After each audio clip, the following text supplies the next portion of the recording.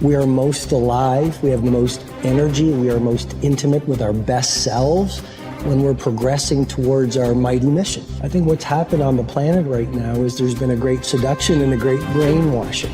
When we are kids, we want to be astronauts. We want to do all our dreams. And we're full of curiosity, and we're loving. And we're passionate, we're strong. We're not afraid to be ourselves. But as we leave the perfection of childhood, the hypnosis and the brainwashing begin.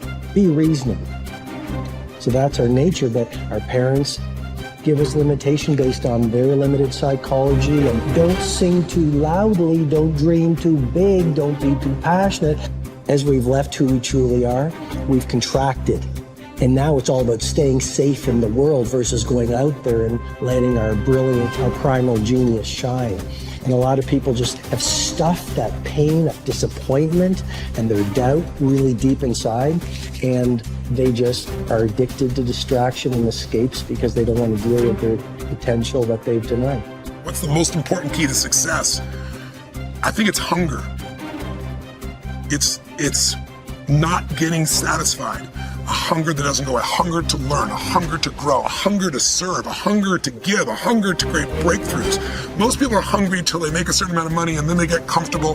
And there's nothing wrong with that, but it's not about the money. It's not about the business. It's about your growth. Because every one of us either grows or dies. People ask me all the time, what does it take to be happy? I say one word, progress. Progress equals happiness, because achieving a goal feels good for how long? A week, a month, 3 months? And then there needs to be something else. And the reason for something else is because you gotta grow. I want to find more. All I can. And in that sack of you have to dive in that to find more. Because if you're not willing to go in there and face yourself, I can find anything.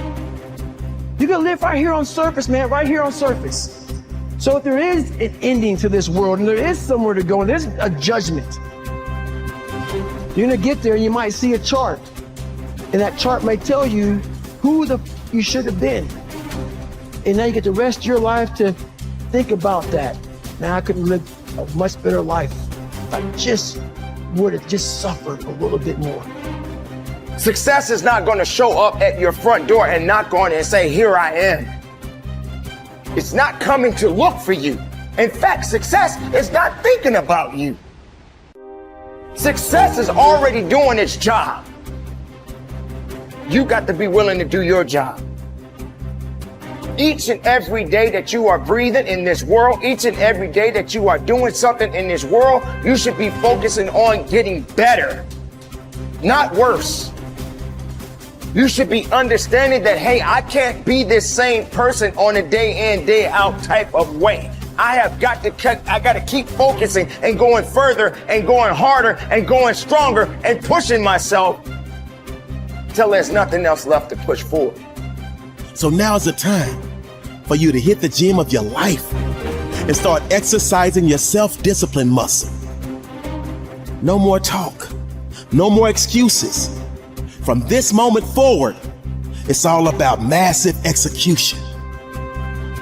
Will there be days that you don't feel like it? Yes. Will there be days that you want to stop?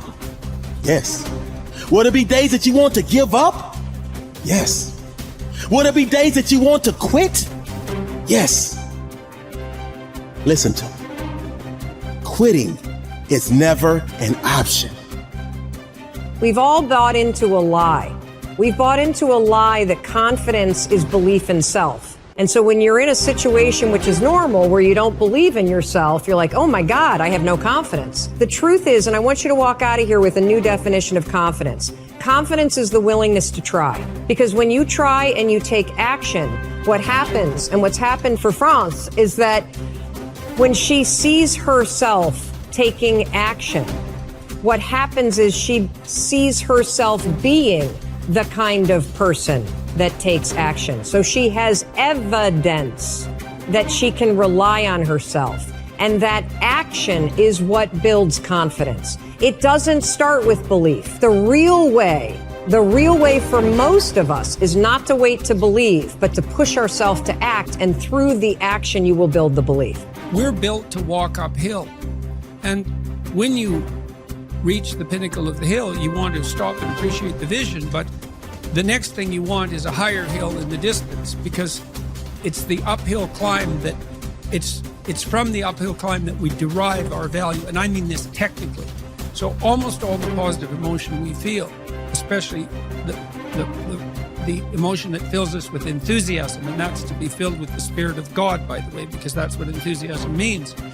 That's experienced in relationship to a goal. And so in some sense, and this is part of the religious enterprise, you want a goal that you can never attain, right? So you can always move closer to the goal that recedes as you move towards it. You think, well, that's frustrating. It's like Sisyphus pushing the rock uphill. But it's not, because as you pursue that goal, you put yourself together and your life does get better and richer and more abundant. And that's why the highest levels of virtue and goal are in some sense transcendent. You want them to be above everything you're doing so you can continually move towards something that's more sublime and better. That's what you are. You're here to live, not to sleep. I didn't study, I didn't study a book. I literally put myself in a fire repeatedly like a sword. You put a sword in the fire repeatedly and repeatedly. If you keep on doing that, you're going to get a nice sword. And then you keep on beating it. You got to beat the shit out of it. And that's what I am. Yeah. I became that. I said, okay, we can't quit. We got to figure out why you are this.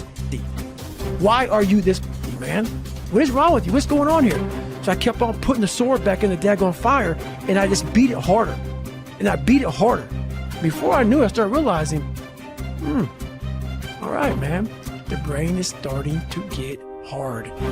The brain is starting to get hard. I'm no longer a theorist. I'm now a practitioner.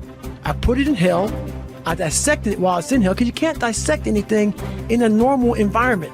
You can't dissect anything in 72-degree weather. You must put it in the freezer and freeze the fuck out of it. And then you dissect it. Dissect it when it's miserable. Dissect the brain when all it's thinking about is, I need to get out of here, man. I want to get out of the fucking freezer. Open the door. And he said, nah, 5 more seconds, man. 5 more seconds in the freezer. And that's when you start to pick that brain apart. And that's what all this stuff did to me. I kept on putting myself back into the freezer or the fire and beating the out of myself, mentally and physically. Before I knew it, this is what happened.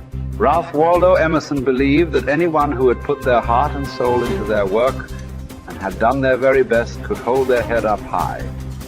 Merely talking about it or only putting in a modicum of effort wasn't good enough in his mind. It was all or nothing. He believed that doing your best was an admirable quality, and that although you might not always be successful, knowing that you had done all you could was often all that mattered. At least you could look yourself in the eye.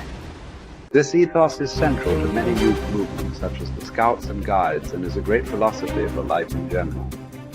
Indeed, doing your absolute best in everything you do is something that we should all aspire to, and it doesn't matter if it's at school, university, work, or home. If you think about it, doing your best is also central to self-reliance, because it allows you not only to test your capabilities, but also helps you to learn and therefore extend them. It's only when you are at the edge of your ability that you can really test your mettle and see just how much you can depend on yourself. Only ever working inside your comfort zone or doing just enough to get by may be easy, but is rarely rewarding. And it never allows you to develop into a fully rounded person or realize your full potential. The following quote from Theodore Roosevelt sums up the essence of Emerson's point.